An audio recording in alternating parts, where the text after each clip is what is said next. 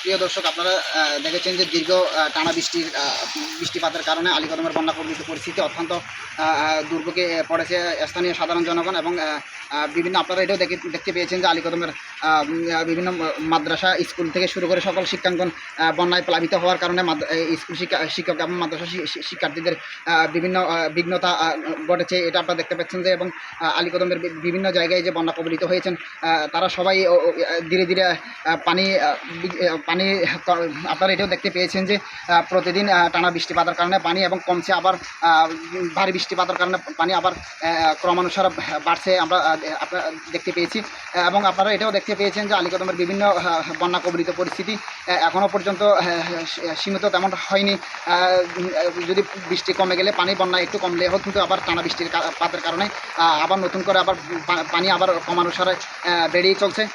দীর্ঘদিন যাবৎ স্থানীয় এই টানা বৃষ্টিপাতের কারণে কিন্তু পানি দীর্ঘদিতে বাড়ছে। সে কারণে দেখা যাচ্ছে আলীকদমের বিভিন্ন এলাকায় বন্যা প্লাবিত হওয়ার কারণে জনজীবন অত্যন্ত দুর্ভোগে পড়েছে।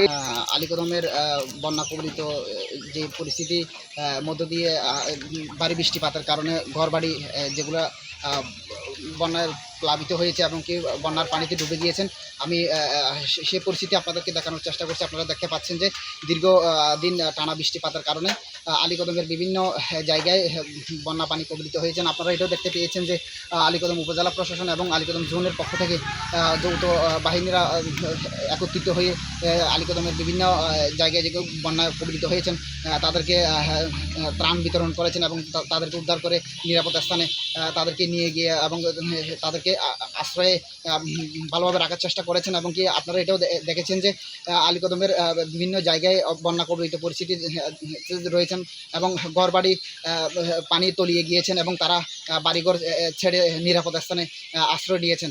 এবং আলীকদমের এরকম দীর্ঘ টানা বৃষ্টির পাতার কারণে এই প্রথমবারের মতোই হঠাৎ করে বন্যার পরিস্থিতি কারণে যে আপনারা দেখতে পাচ্ছেন যে গোটা আলীকদম আর বিভিন্ন স্থানে পানি তলিয়ে গিয়েছে।